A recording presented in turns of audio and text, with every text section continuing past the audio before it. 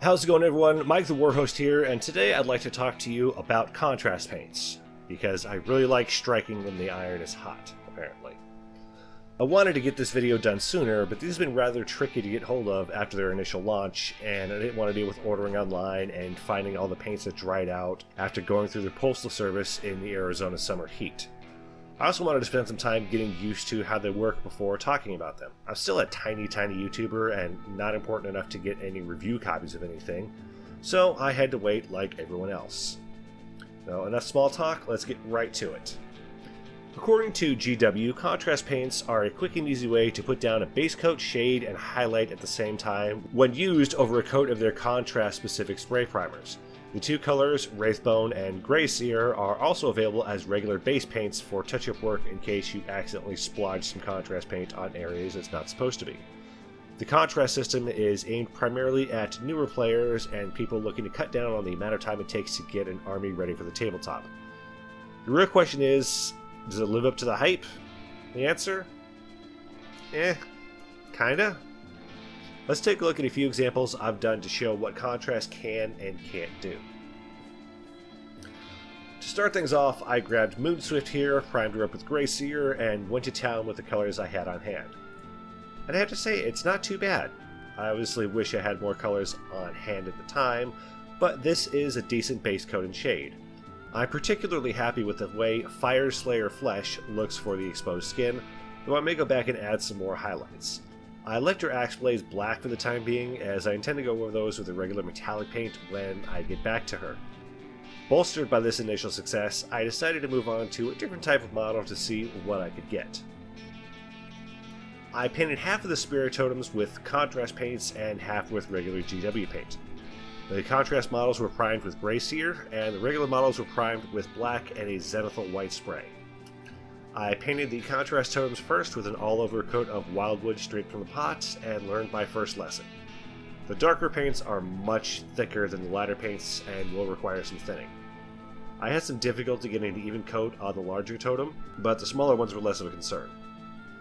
After that was done, I went ahead and applied some Wraithbone onto specific areas of the contrast totems to pick them out with various colors. Once I had those areas picked out, I used a few different contrast paints to add a bit of variety to them and found the second issue with contrast. They do not like flat surfaces. They tend to act like washes and pull up rather quickly, leaving a less than desirable result. I have to admit, I was not confident about the new paints after this second test. So I moved on and tried something a bit different. I grabbed an unpainted Caballero and did my best to paint him up, matching my current paint scheme for the rest of my Golden Army Hands models, and here's where I found the contrast paints to be very effective. I was able to get the contrast model painted in maybe 30 minutes, aside from basing. Compared to the 2 to 3 hours needed for my traditional scheme, this was an absolute time saver and made doing large batches of models much less daunting. I was able to replicate my current scheme very closely. For my next test, I decided to see how well they would manage with a large group of similar models in cutting down painting time, so I grabbed the Forlorn Hope Posse box and set to work. I had some of the Union Riflemen and Skirmishers already painted up with a more traditional method, so I wanted to see how well a contrast-only model would look in comparison. And what I found is that, while it's not a perfect match, the contrast paints did provide a decent enough tabletop quality for waves of disposable infantry. The only part I'm not entirely sold on is the non-metallic metal finish. It's entirely serviceable, but not my preferred method for doing silver and steel parts. Up to this point, I'd only used the GW-specific spray primer for all my models. I wanted to see how well contrast would work over some other primers, as well as how it would do with regular paints, so I picked up the Secret Service Posse box and set to work. Each model was primed black and given zenithal highlights of both gray and white at different angles to provide a decent gradient. I then used contrast paints to put down the non-metallic base coats, followed by GW metallic base paints. And I have to say that the contrast paints exceeded my expectations here, particularly with Black Templar and black clothing. I wasn't expecting the black clothing to come out nearly as well as it did. I was expecting to need to do some additional highlighting, but don't really need to here. I'm completely satisfied with the way Abe Lincoln's billowing black cloak turned out. I'm also ecstatic about how Leia Kingston's hair turned out with just a single application of Black Templar and some gloss varnish over the black, gray, and white primers. I always struggled a bit with painting hair, and the contrast paints make it absolutely effortless. The contrast paint did an excellent job with providing a solid base coat and shade for the dresses as well.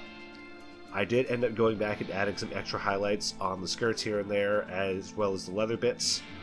I also used one of the contrast paints to get Lucinda's feathers here, and it worked out great. With all the time I saved doing the base coats and shades for the clothing, I was able to focus more on the metallic areas, which came out a lot better than usual for me. These are done with regular GW metallic paints and washes, but since I was able to cut out so much time and effort with the clothing, I was able to devote much more care to getting them down pat. There are still a few other things I want to experiment on with contrast paints, namely trying them on different base coat colors and types to see how well they look and perform. But for now, I think it's safe to say that I found a workable niche for them in my regular painting routine. They work great on more rough and organic surfaces like clothing, hair, fur, and wood, something that doesn't have a lot of flat surfaces for the paint to pull up on. Unless you specifically like the non-metallic metal look of contrast paints, I'd recommend keeping your pots of Lead Belcher and Balthazar Gold and Retributor armor around. Skin tone can be a bit hit or miss depending on what exactly you're painting. If your models will have a lot of facial hair, keep some of the contrast base paints handy to go back over them after the flesh color is applied. Does contrast live up to the hype? Not really, no. It's a time saver, definitely, but not something you should rely on for every model all the time. I really don't think something like one of the Corcoroli models will turn out all that great with just contrast paints, for example. I could be wrong, however, and I'd like to see someone take on that challenge, but I will not be holding my breath. Do contrast paints have their place for Wild West Exodus fans? Absolutely. If you want to get some of the more dynamic models on the table with a good tabletop quality, which is generally what I strive for, in less time, then definitely take a closer look at them. You could easily knock out a big unit of Honey Wolves or Hex Beasts with just contrast paints in little to no time at all, for example. I personally won't be relying on them exclusively, but they have their time and place. Well, that's going to do it for me. Stick around for a painting tutorial with only contrast paints to help get the Forlorn Hope Posse box completed quickly, as well as some more unboxings, tactic discussions, and battle reports. Take care, guys.